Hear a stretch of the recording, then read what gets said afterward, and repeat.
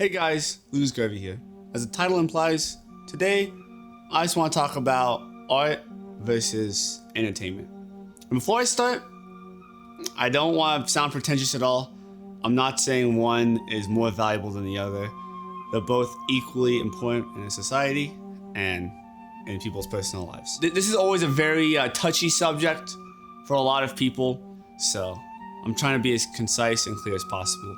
And I'm mainly talking about movies for this discussion, but I think it can apply to books and art and anything like that. And the way I'm sort of tackling the debate of entertainment versus art is not from a personal enjoyment of the works. It is more so a analysis based off their function in a society, And what I mean by that is that art and entertainment have very kind of unresolved functions and meanings in their purpose within a culture and society, Because like with some things, it's like, oh, a doctor. What's a doctor supposed to do? They cure people and make them live longer. What does a teacher do? They teach the youth so they can become good and knowledgeable adults. But when you get to sort of art and entertainment, they get sort of mixed around. They are pretty interchangeable for most people and don't really have a solid defined meaning. So I'm really coming at this from a functional standpoint. I've been thinking about this a lot the last couple months, and I feel like one of the big things that differentiates them is that entertainment is about escapism, whereas art is sort of about exploration. And what that kind of means is that with entertainment, it's sort of about escaping this sort of earthly realm and dimension. You go to like this fantastical world, whether it's something like the Avengers or Fast and the Furious, or even honestly something more of an old school example, something like the Odyssey or the Iliad. I would consider entertainment more so than art. And also, in addition, nothing is purely entertainment and purely art. Usually it's in the middle, because obviously even like some of the greatest works of art have sort of entertaining elements to them. They're not just such a drab and macabre dull fest. There are these sort of entertaining aspects, such as sex and violence, which I'll get into later. So nothing's 100% one way or the other. It's all in the middle, but things do lean, like Avengers, entertainment, right? The Odyssey is entertainment because of the subject matter. Whereas with art, it's more so about exploration. And what I mean by that is that it's exploration and examination. It's about kind of putting yourself under a certain lens. But with exploration in the arts, it is sort of like trying to find out what's next for the culture. I don't want to say experimental for experiment's sake, because that's just fucking lame. That's like some art school shit. But it's about kind of making way for the next big development in the culture. Another thing that sort of separates these two forms, I suppose, is the length. What I mean by length is I don't mean the specific actual length of the work. Like, oh, well, art is 3 hours and entertainment's an hour and a half. No, I mean like with entertainment, you watch the picture and it's done and you leave. And that's it. You don't really meditate on it at all. Like, the movie ends when the credits roll. It's done. But with art, there is like this looming presence of the work after it's done, Like the credits are rolling and you're still thinking about it. And you're driving home and you're still thinking about it. You go to bed that night, you're still thinking about it. And I know for me, some of the greatest works of all time, I think about on a daily basis, Something like Barry Lyndon, the work of Dali, I think about on a daily basis, Vermeer.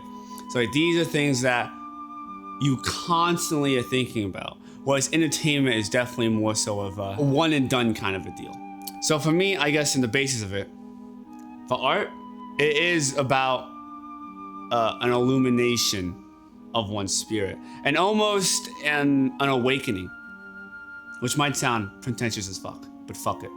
It's just the way I view it, One of the biggest things that people say, that at least I hear people say, and I know I say it all the time, when they view a spectacular work of art is that they divide their lives. There's my life before this, and then there's my life after it.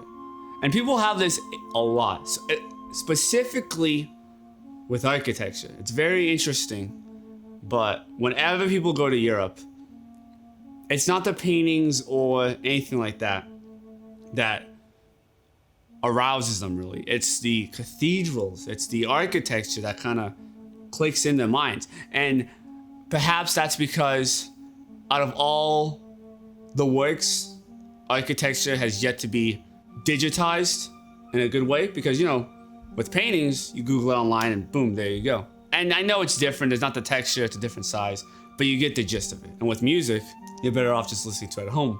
But architecture, you don't absorb the work the same way as when you're there in person. But who knows, maybe with all this VR technology, that'll change and we'll be able to sort of experience all the great cathedrals and all the ancient great works from our living room. But for now, it seems like the cathedrals are the most powerful things for people whenever they go to Europe.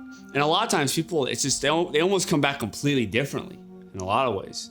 You know, it's like, oh, that's like my whole life, I never had felt a whole lot of spirituality, but then I saw the cathedrals and my God, it blew my mind, you know. Also, the subject matter tends to differ. With entertainment, the most prominent subject matter is sex and violence. And it's not necessarily realistic. I think it's definitely a cathartic nature of it. In fact, I'm reading this book called The Birth of Tragedy by Nietzsche. In the book, it kind of goes in depth about how these ancient Greeks, and at the height of their power, they subjected themselves to tragedy over and over again. They made the most sorrowful plays when they were at their peak of power. Why is that? There is a certain sort of release that comes out of tragedy. And I think that's where a lot of entertainment comes from, is that sort of cathartic release. And that kind of ties into the escapism of it. And then also, in tandem with that, when the Greeks sort of began to lose their light in a sense, you know, as they kind of whirled away into obscurity for a time, comparatively to the other world powers, they turned to optimism and they turned to the comedies. It's almost like a balancing act. When you are strong and mighty, you need these sort of plays of tragedy to sort of bring you down to earth. And when you're at your low, you need sort of the comedy to rise you up. And I'm not saying that art cannot have sex and violence. In fact, a lot of times it does have sex and violence because they try to tie in those entertaining aspects. But I think those are integral to the sense of entertainment. Whereas art almost exclusively deals with the spiritual and the relationships. You know, like for example, I think a great picture, In the Mood for Love, which is a love story, but has no sex and has no violence. So that, to me, leans heavily on the artistic aspects of it. Whereas other movies, you know, how many fucking romance films have no sex? You know, like it's a very rare thing because that's the entertaining value of it. Whereas In the Mood for Love forgoes that and goes with a very spiritual and personal route. I don't want to necessarily say evolution, but there's like a transfiguration whenever you experience a work of art.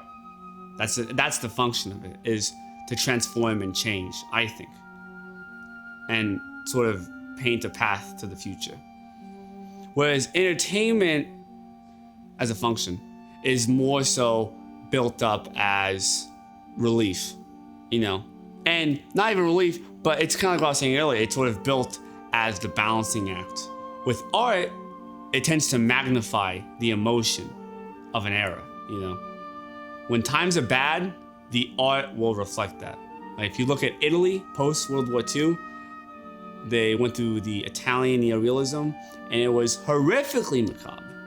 It was woefully depressing, and there was a huge magnification of the feelings of the times. And the reverse is true. When times are good, the art reflects that. The colors are vibrant, the images pop. Whereas entertainment sort of acts as the reverse of the art. It's this sort of constant barometer, in a way. So when times are bad, they try to make entertainment that's very much so entertaining because it's escapism. It's about escaping the reality. When things are great, the entertainment becomes a little bit more macabre because entertainment acts as a balancer of the emotions of an era to give people's lives consistency. So those are all the big differences between entertainment and art. I would love to know what you guys think because this is obviously a very subjective thing. You know, this is just sort of my estimations as the differences.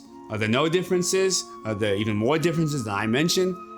I'd love to hear it down below. Thanks for watching. If you like this video, like, comment, subscribe, and I hope you have a great rest of your day.